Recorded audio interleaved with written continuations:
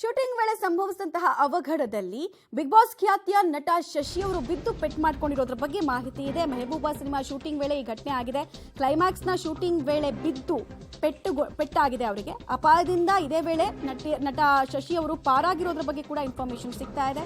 ಮೈಸೂರಿನಲ್ಲಿ ಮೆಹಬೂಬಾ ಚಿತ್ರದ ಶೂಟಿಂಗ್ ನಡೀತಾ ಇತ್ತು. ಈ ವೇಳೆ ಅಚಾತುರ್ಯ ನಡೆದಿದೆ.